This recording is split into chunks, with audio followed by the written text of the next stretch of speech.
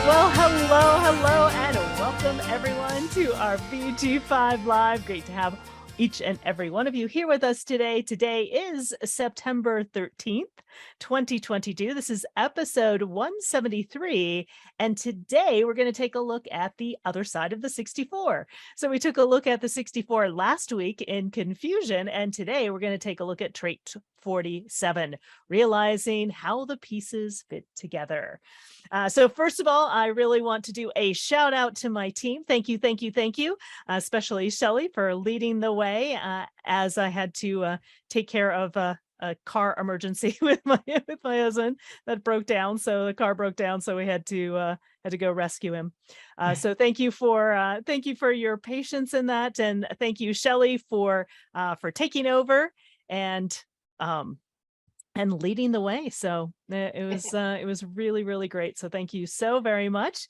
And again, as always, we have a fabulous panel, and thanks to all of you who are live in our Facebook or in Facebook, and also those that are live here in our Zoom room as well, or if you're watching the recording. So let's start by saying hello to our panel. Let's start with Anna. Hello, Anna. Welcome. Hello, everyone. Always glad to be here. And yeah, let's see what realizations we come up with today. Exactly. Welcome. It's great to have you here, Anna. And Shelley. Hello, everyone. It's nice to be back in the co-pilot seat again. Really enjoyed doing that last week, and really have fun looking at what trait 47 is all about this week, after having had the confusion last week that we had. See how we feel, how we realize how the pieces all fit together for that. So glad to be here. Exactly. Beautiful. Well, welcome, Shelley. And my name is Karen Sherwood. And again, welcome to BG5 Live. So let's jump in taking a look at trait number 47 and realizing how the pieces all fit together. So again, we are in September, and September is emotionally inspired confusion to find the meaning in the past, to resolve the conflict, to push upward, working on what has been spoiled. So again, last week we took a look at the 64, which is before completion. It's also confusion. So isn't it nice that right after confusion, we have the trait on the other side, which is the 47, so that we can make sense of the confusion. So we are now in realization in the 47, finding meaning in the past. This can also be oppression as well. So we will talk more about that today. Next week, we'll move into friction. This is feeling and emotional sensitivity. This can also be conflict as well. Then we'll take a look at determination in the 46, pushing upward. This is the love of body. This is also coordination when we take a look at the small group dynamics or the pentadynamics. And then we have correction. We have correction in the 18, work on what's been spoiled. So that's what we have been taking a look at, or what we are going to be taking a look at here in September. You'll notice that we do have the experiencer currently defined, the 36-35. So just to watch out. We also have the 22. The 22 is what grounds the 47. So the 22 is of grace, and so making sense of confusion with grace. Great. And this is also about listening. This is also being able to hear what if people are open to change or not. So, and this, I know you guys talked about this last week. I just wanted to bring this up just as a reminder. Again, we have moved back into trait number 61 in truth and transformation. And this is the last time it's going to be in our inner truth, and it's going to be there till November 10th. So it'll be interesting. And this is the last time that we'll have the 61 in inner truth and transformation for approximately 248 years. And so really taking advantage of that inner truth. And this is appeal, the profound attunement to the collectivity that can lure the public to a truth, inspiration that can bring clarity to the collective. And so I can see potentially a lot of things unfolding, a lot of secrets being revealed, a lot of things being revealed in the general public as well. So what that is, who knows? But it's just something to pay attention to and to watch for. I think as we move into the era of the individual and move out of the era of planning, there's going to be some secrets that are revealed from the era of planning that we were never aware of. And I feel that we're all being attuned to take a look at the truth and transformation to really see also, are we aligned with our own inner truth? And I think that's one of the biggest areas there as well. So really, like I said, something really cool to pay attention to. So let's dive into today's theme. So today's theme is trait number 47. This is about realization. So this is the mental capacity to review the past and find meaning in what others have missed. And so you probably spoke about this last week as well. Shelley, you have the 47, I have the 64, and Shelley's really good at helping me make sense of confusion. So it is this ability to review the past and find meaning that others have missed. And it can be the restrictive or adverse state as a result of internal weakness or external strength or both. So it can be oppression. So it's waiting for the moment of realization. This can be the fear of futility. Like, it doesn't matter what I do, it's never going to happen. It's whatever it is it's futile to move forward. So again, it can feel like oppression, like you can't get it, you can't understand it. There's too much confusion. The light bulb doesn't go off. But this also is what leads to putting those puzzle pieces together by figuring out how all of these pieces of confusion come together. And when they come together, right, that is what, in a sense, releases the freedom to be able to move forward. And when reflecting on experiences, you will not see the full picture immediately. And that's why it can also feel oppressive, because, you just see little snippets, you just see little parts, you don't see the big picture. So it can feel oppressive, or it can feel like, okay, why can't I see the big picture yet? So confusion inherent in retrospection can create mental anxiety. So you're probably thinking, oh my goodness, there's mental anxiety, there's oppression, there's futility. What's all this about? And if you can step back, however, and you can trust the process, you'll eventually cycle through to the aha moment, where it all comes together and it all becomes clear. So oppression comes when you try to make sense of your own life. Your mind is for others, and it's not for yourself. So this is one of the keys in taking a look at any of the traits that happen to be in conceptualization. If you take a look at both BG5 and human design, zero ways of making decisions are in the mind.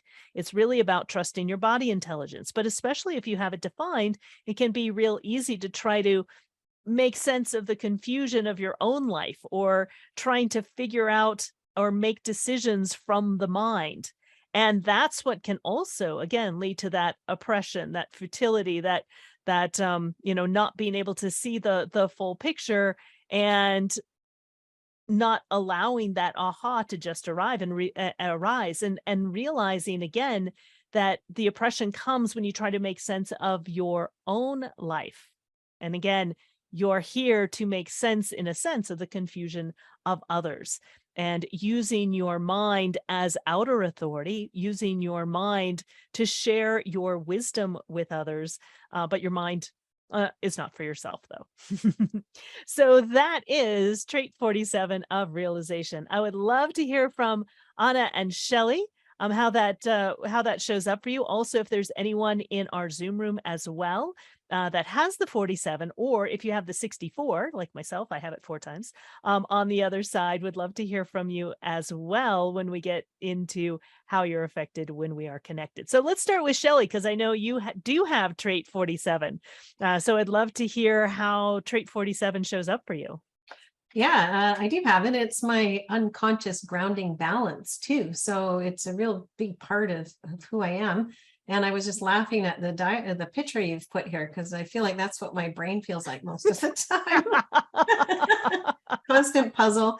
And I don't know if some of you know that I've got whiteboards stationed throughout my house. I've wanted a huge 4x8 one in my dining room and one in my office here, and I'm constantly doodling on them because that's actually what helps me make sense of things, is pulling together all the confusing bits and pieces, and even just doodling them out on a big white space really helps me then get to the realization.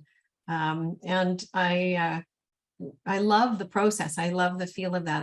And Karen, when you and I've worked together and I'm like completely confused about what's going on, it can be really uncomfortable at first. But now that I understand that this is, my mind is here to help other people sort out their confusion. And it's basically what I've done in my career most of my life too, is taking complex systems and people's business needs and mapping them all out on a whiteboard and figuring out, getting to that aha and what the solution can be. And I actually really love that process. It's really fun for me, especially once I learned that I couldn't solve my own problems. Like that was a nightmare. I wasted so much time and energy and pressure trying to figure out my own problems. And that was one of the most enlightening things to learn about with BG5, is to just let go. And it even is what helps me fall asleep at night, when I can feel my brain starting to try to make sense of my own things and just, nope, sorry, not for you. Let go of that and let's just relax here instead. So it's a really fun process. I really enjoy working with you, Karen, and have enjoyed doing this with lots of people in larger groups over my lifetime of trying to make sense of all the moving parts. Exactly. Well, thank you so much, Shelley. Really great illustration of that trait 47 as well. And I would love to we're going to go to Anna here in just a moment.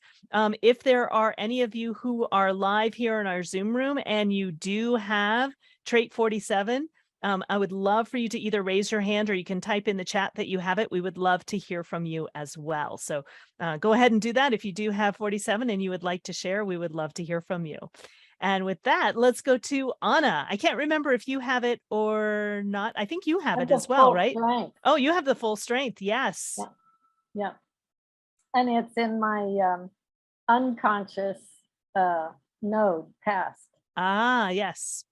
So it's fast. I mean, I love what you said, Shelley. I could relate to all of it. I don't have whiteboards, but I have a gazillion notes. I get an idea and I have to put it on paper, or it just disappears somewhere and I don't know where it went. So I write a lot, but it's snippets. And then I find, and I really enjoy writing, but I can't always finish the thing. I have to wait for the next piece to come and the next piece. And so sometimes it'll be weeks. I even found something a couple of years ago. It's like, oh, I can finish that now. You know, the way things just sort of organically land when you need them.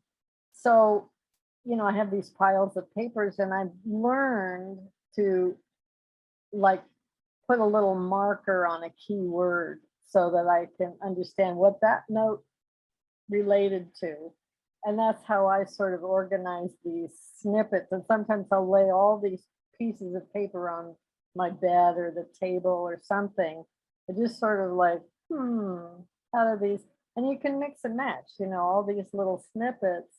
And that's part of, to me, what the editing part is you can make 100 different sentences out of all these snippets of things, all these little pieces.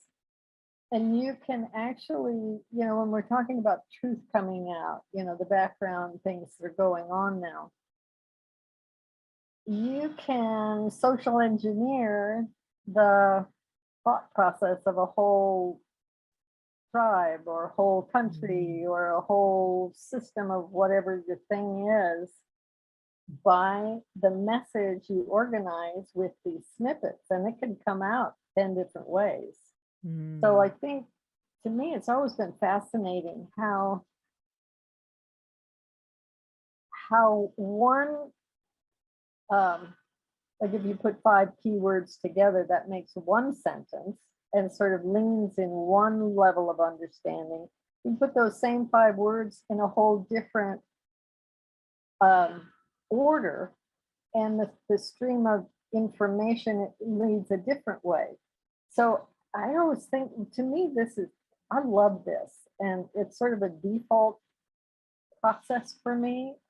And as I've learned, like Shelley was saying, as I've learned not to like work at it and try to figure things out, it's much more fun, number one.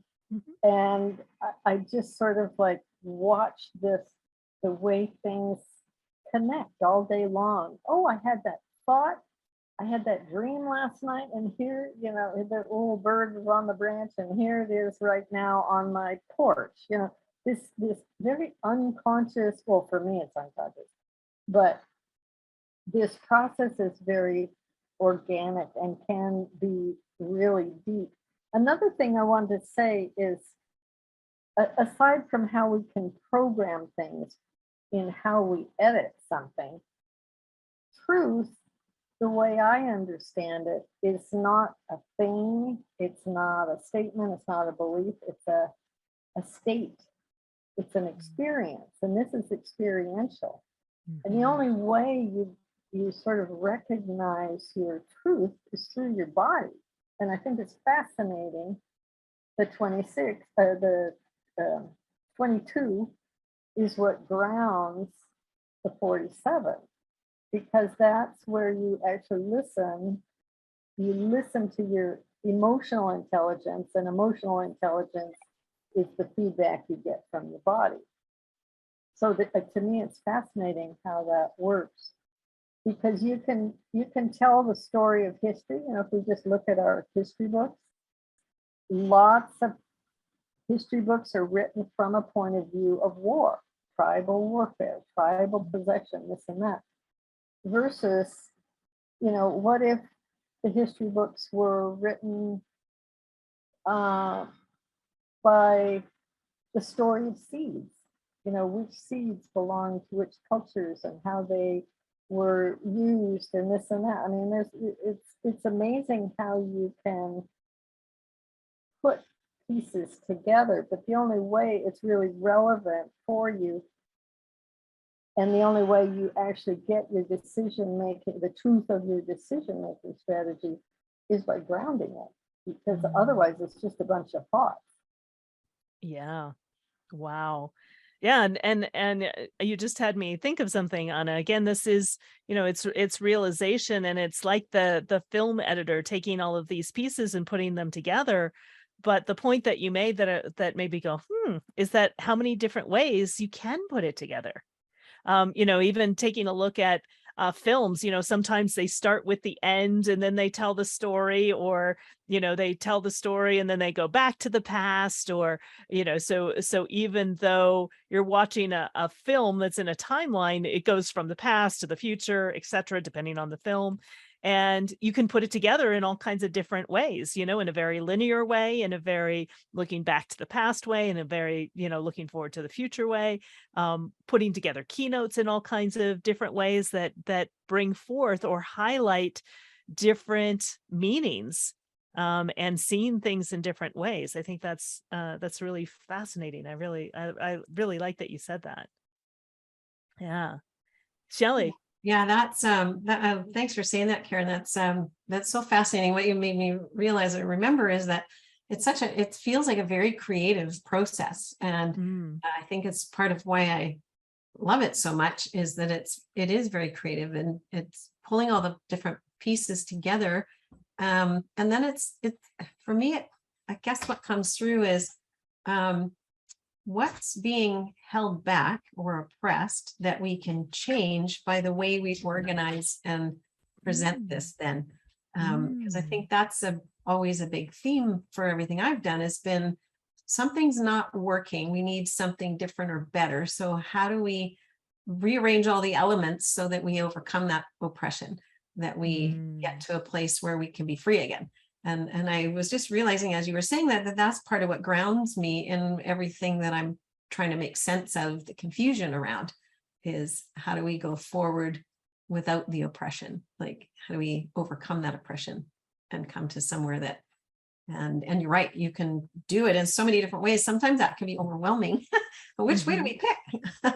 Here's all these choices. So I think that in my design, it goes hand in hand with I have the 4 defined as well, which is all about coming up with multiple options or solutions. And so those two work together in my conceptualization, that not only am I looking at all the different pieces and all the different ways we could do them, but the 4 is quite strong. I've got 3 times. So I sometimes can, and I'm learning this about myself now, that I just need to present all the options and see which ones resonate with people that want to move forward. That they're not for me, they're for everybody else. So how do I pull those options together and present them in different facets that could help people make a decision then on how to move forward? Yeah, Yeah. really beautiful, Shelley. Beautiful. And again, if there's anyone in our Zoom room that would like to participate, if you have the 47, we would love to hear from you as well. So again, you can either raise your hand or type in the chat, and we will unmute you. So let's go ahead and continue along. And again, if you have that, please feel free to do that. So let's take a look at how you get affected when you're connected. So the shadow of trait 47. And again, this is when you don't have trait 47. And interesting enough, like I said, we just took a look at the 64 on the other side last week. And so this is if you have trait 64, but you don't have trait 47. So I have 64 in my design 4 times. So the shadow of trait 47 is the lacking the ability to resolve confusion properly. Because if we take a look at trait 64 is all about confusion. So the question is, do you feel anxious and confused? Are you constantly trying to resolve the confusion in your mind? And do you feel mentally pressured to make sense of that confusion, right? Because it is an inspiration. It's something that's naturally pressured. And in a sense, it has pressure, but it doesn't have release, right? In a sense, the pressure is able to be released in many respects by having the 47 on the other side. I know, for example, especially in working with Shelley, that's been a big, a big part of what she's also supported me in as well, is helping me make sense of the confusion. And so the problem is you may be tempted to resolve the confusion in your mind prematurely. If you put pressure on your mind to figure out the data without a specific methodology, you may increase your level of confusion and anxiety. So again, if there is no methodology in order to make sense of the confusion, if there's nothing to really put it into context, again, it can be very, very pressurizing and lead to that mental anxiety. And the solution is you are designed to work with others that can help you piece together and make sense of confusion, as well as share the information when the timing is right. And so one of the things that you'll recognize about this particular trait as well, both 47 and the 64, is that they do need to be recognized and invited. And so it is something that, again, deals with timing, the right timing to put all of the pieces together, the right timing to make sense of the confusion. And sometimes, because there's so much pressure with the 64, and we were taking a look at and being in the 64 last week, with all of that pressure, it can be easy to want to do something just simply to get rid of that pressure. And so again, it is all about timing. So, so Anna, you have both traits, and Shelley, you have the 47. I'm curious again if there's anyone else who has the 64. And you may have talked about the 64 last week, but curious how you see it, especially during this week. Again, we may be able to make a little bit more sense of that confusion. Let's start with Lori. Hello. I have the 64, and last week I compared my mind to a snow globe with lots of fragments floating around, and I have to wait until everything settles down to get a clear picture. And yes, connecting with 47s is super helpful in defining everything. And in the absence of someone with the 47, I tend to rely on other systems like BG5, human design, or astrology or numerology or anything to try to lessen that anxiety, because there is a tremendous amount of pressure with the 64, but as you say, no release for it. Yeah. Yeah. Yeah, exactly. Yeah, thank you so much, Lori. I like that analogy of the snow globe. I can relate to that. I feel like that sometimes myself as well. I love it. Or it's like when you open a jigsaw puzzle box and there's just everything's all go in different directions, and you can't even begin to know you don't know where to begin, but little by little you can put it together. Yeah, exactly. Exactly. Beautiful analogies, Lori. Thank you so much. Thank you. And Rebecca. Yes, I think what comes to mind, because the weather finally broke here and it's not in the high 90s anymore, is I finally had energy to go outside and do more movement. Mm. And I find that helps relieve a lot, because I do have the 40, I have the 64, but not the 47. And it does help to kind of be out in the world and just to do something physical that doesn't engage my mind. Mm. Yeah. And Yeah, then the answers can come. exactly. Exactly. Yeah, I think that's a really good, and recognizing that the 64, just like Rebecca was saying, is very pressurized. So taking a look at other ways that you can, in a sense, use that energy or use that pressure in a way, whether it be, working out or doing something. Sometimes if I can just like distract myself. So, and it can be, distracting myself from doing doing something physically, like working out or taking a walk. Oftentimes when I'm in that state of confusion, I often take a walk, because then I can just sort of relax. My body's moving. I can kind of get rid of some of the anxious energy as well. And as I'm doing something else, then it's like, it's like when your mind is so focused on it, it's like all you see is all of the confusion. But it's sort of like that soft focus. I was talking with somebody the other day about, I think it's called, oh, now I forgot it, magic eye. I think we were talking about it, Shelley, with it's the magic eye, where when you try to focus on it, all you see are all of these dots or all of these designs, and it doesn't really look like anything. But when you can kind of have that soft focus, it's almost all of a sudden you can see this three-dimensional picture arise from all of these dots and all of these images. So it's kind of like this aha moment of like this confusion. You can't see it, nothing makes sense, and the more that you try to focus on it, the more you can't see it. And as soon as you sort of soften the focus, allow that pressure to subside, then it kind of, things pop into focus. And I think, with the 47, that, so that can be the shadow if you don't have the 47, and the 47 can, can help things kind of pop into focus, give you sort of that soft focus, so you don't have that pressure that doesn't have any type of release. Yeah, beautiful. I'd like to Excellent. add something. Yes, please, Um, Anna. In my years when I was a therapist, a lot of times, either I would go get help, or there's a whole process called, sand tray, where you have a whole bunch of little figurines that you can pick from, and you just play in the sand like a little kid. Mm. And I mean, there's a lot of variations of this, playing with blocks, playing with cards, so that you're actually tactily doing something. And it's much like your walk. When your body gets to move, and especially when you're playing in the sand tray, you can pick these items without thinking what they mean. But as you play with them, you start experiencing them.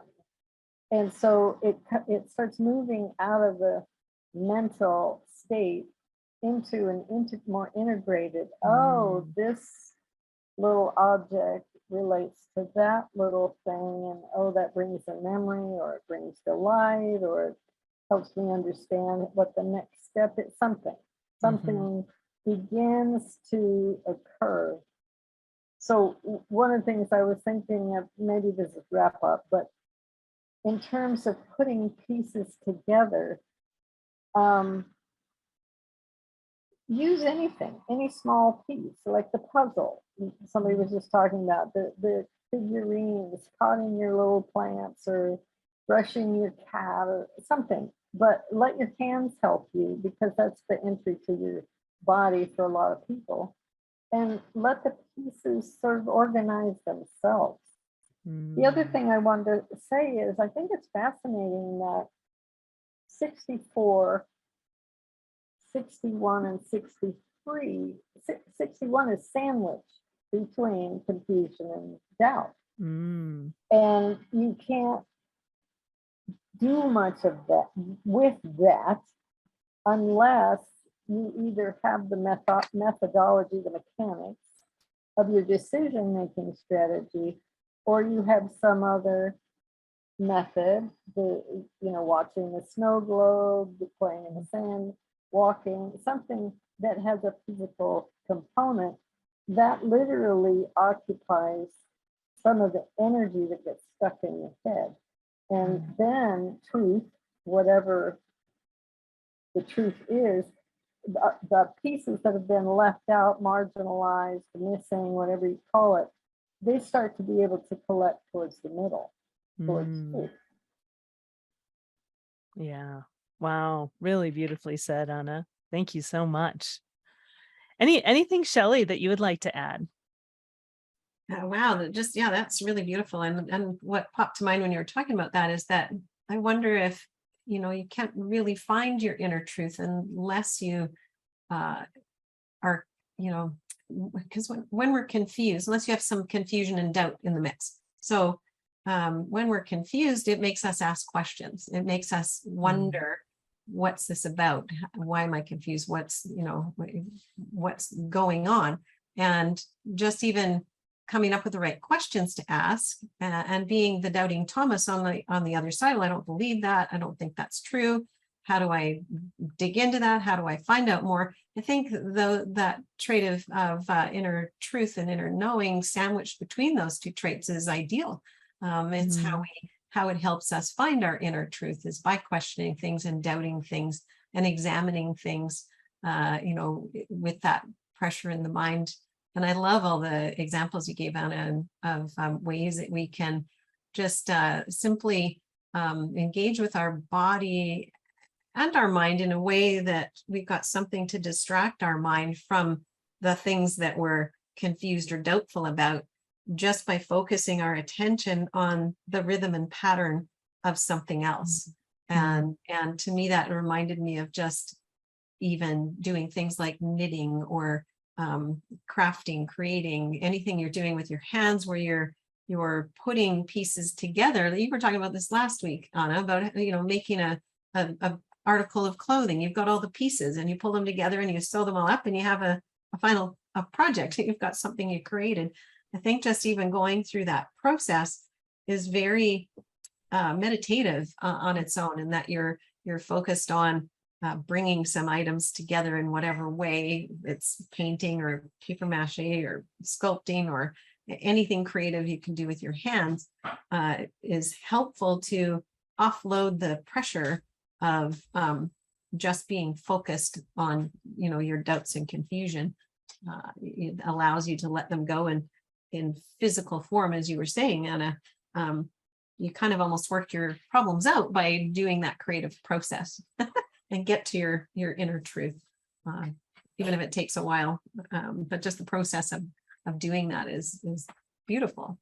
Yeah. Agreed. Yeah, and like I mentioned at the very beginning, we're in this last time that truth and transformation is in our own personal truth, and so it's It's something to kind of contemplate and look at as well, or our inner truth. Well, beautiful. Well, in a moment, again, I would love to hear from all of our panel what to kind of pay attention to as we wrap up trait 47. And we'll be moving into the 6 next week. But taking a look at focusing, since with the last 2 weeks, we focused on the 64, we focused on the 47. Just taking a look at what are you taking away from this time period that we've been in, both the confusion and the realization. And so once again, if you are new to BG5, you can visit our website at bg5institute.com. You can download a free chart. If you're wondering, do I have the 64? Do I have the 47? You can take a look at your own chart, check it out. You can also see past episodes of the BG5 Live in our free resource library. Or you can sign up for the trait of the day if you want to see, in a sense, what traits are currently activated. It's one of the best ways to learn about the different traits that exist within your design and others' design is by taking a look and following along. You can kind of sense or feel those traits as we go through the course of the year. And again, our courses are starting in, we have a couple courses that have already started, but you can still join in. We have more courses that are starting this week and next week. So I know BG5 certification with Banu is starting here shortly.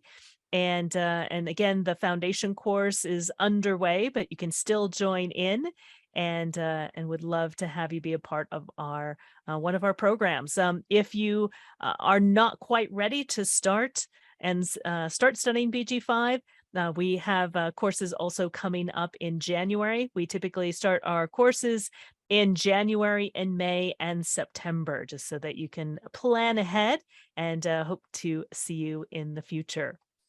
All right. So let's, I'd love to hear from both our panelists and our guests. What are some ahas or things to realize, or things that have brought awareness to you in taking a look at both trait 64 and following up with trait 47 in the last couple of weeks of making sense of confusion, putting the pieces together? And let's go ahead and start with Anna.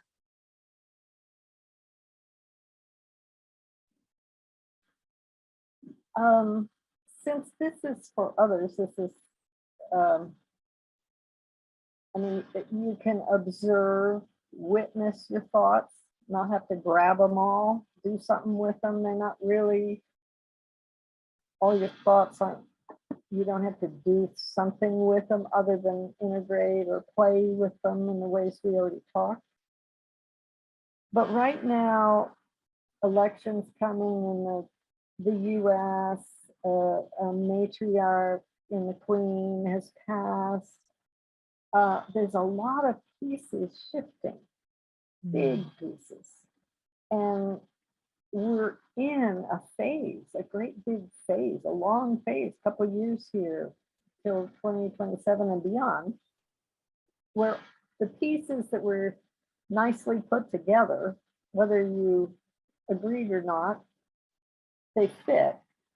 And now they're coming apart.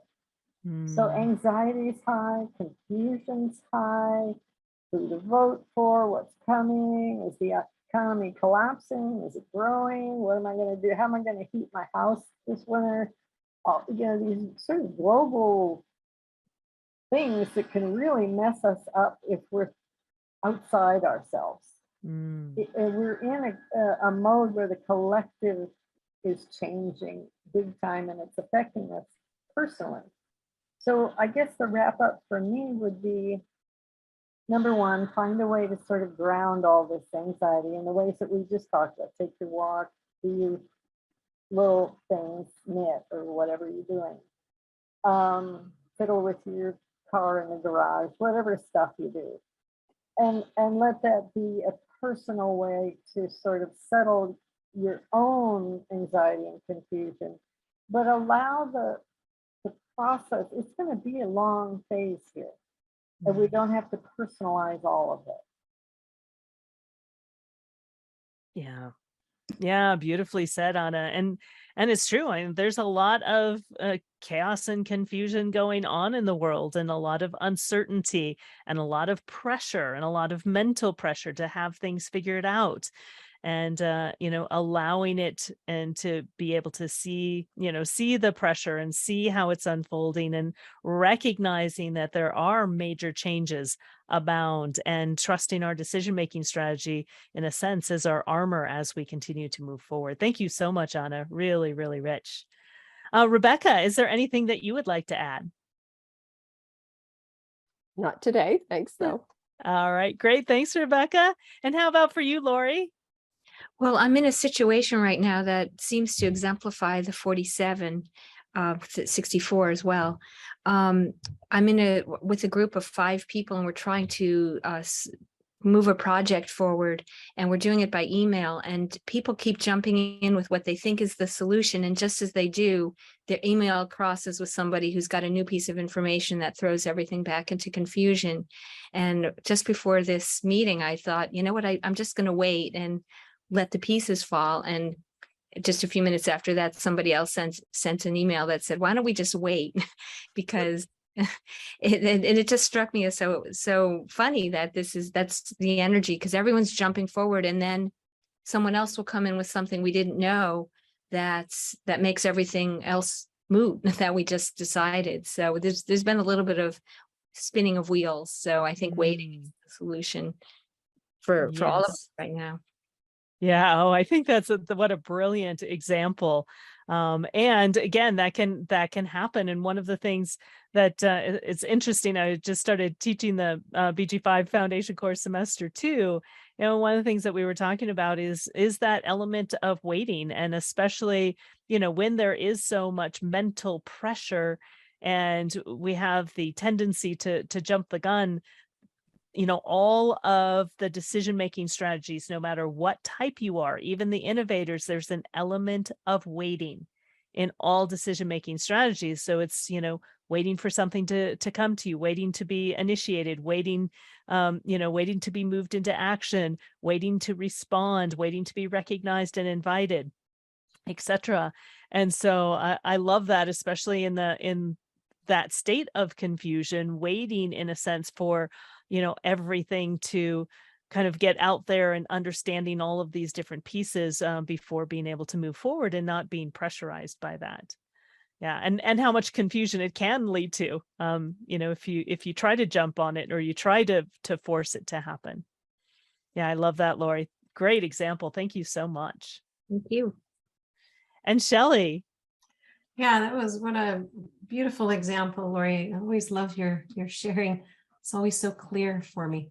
And yeah, I kind of sense the same sort of thing, that having that trust in ourselves and in the bigger picture of what's unfolding for us, and being able to just observe, as opposed to feeling like we're pressured to take action, especially when the pressure's on the mind right now.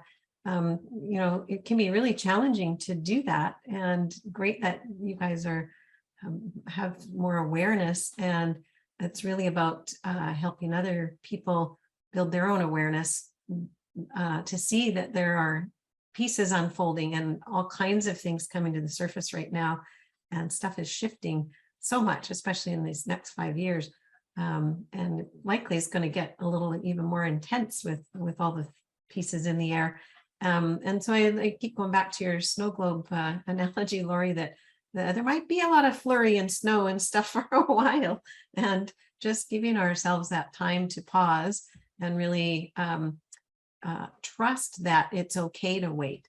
I think that can be a challenge for people, is we get panicked and feel like we have to do something, and we really don't. We really just need to be aligned with ourselves, and really just tap into and follow our own decision-making strategy, as you mentioned too, Karen, to let us know what to do when. And that element of waiting, it's okay to wait. It's in fact preferred to wait, and giving ourselves permission to just relax into that and trust that waiting is a good course of action, especially at this time, just to wait and observe to see what what lands, what organizes itself, and then also with your own type, responding to what's in front of you, responding to an invitation, recognition, and invitation, or responding to something that comes into your path as a builder. And, you know, for the innovators, you know, what they're feeling moved to initiate, that's really all we need to do is just relax, trust, be where we are, and, you know, respond as per our type and decision-making strategy. So I keep realizing just how important that is, and why Ra was constantly talking about it, that this is the piece you really need to know. All the rest is gravy and extra information, but you really need to stay connected to your type and your decision-making strategy, because that's what will take you through all of this change we're going through in the next 5 years, especially, and then beyond. Yeah, exactly. Beautifully said, Shelley. And that just had me think about something, you know, whenever an event happens, especially when it's a big event that is kind of confusing. I was just thinking, we just passed the 21st anniversary of 9/11 in the United States. And, you know, when something is happening, there's a lot of confusion, there's a lot of chaos, nobody knows what's really happening. And then, you know, as time settles and you start to make sense of everything that's, you know, started that has happened. And so, you know, it's also an invitation that, you know, as things shift and change and are different, and as things come out in the news, you know, oftentimes what first comes out in the news, you know, once you get to the bottom of it, it's something completely different, or we start to get facts that really, you know, when the chaos and confusion of getting the event or getting the word out there, you know, channels are crossed and we're not quite sure what's going on. And so, you know, as news comes out or as events happen, just being able to kind of sit back and also wait for the pieces to start to make sense. Because also when news comes out, sometimes we can overreact and we can take action when we really don't know, in a sense, what all of the background is, or what all the details are, what all the facts are. And that's, you know, both in our personal lives, but also taking a look at, you know, the world collectively as well, to really wait to get to the bottom of what's really happened. And if there's too much chaos and confusion, that's not the right time to make a decision. You know, allow things to settle so that you can do it from a place of being, you know, making decisions and taking action from a place of calm, versus, you know, this frantic trying to figure out, oh, you know, all of these pieces that are coming here and not quite knowing what pieces need to be put together, or feeling that oppression of not being able to put all the pieces together, and not the oppression of not really knowing what's happening. Again, waiting brings forth more clarity with that as well. I don't know why that came up, but that's that seemed to be there as well. All right, everyone. It has been a fabulous discussion. Thank you, each and every one of you, for being here. Thank you to our panel. Thank you to our guests. And we look forward to seeing you next week, where we're going to take a look at conflict. So conflict is up for next week. So and the ability to deal with conflict as well. All right, everyone. Have a fabulous week, and we'll see you all next week. Thanks, everyone. Bye-bye. Bye, everyone. Bye.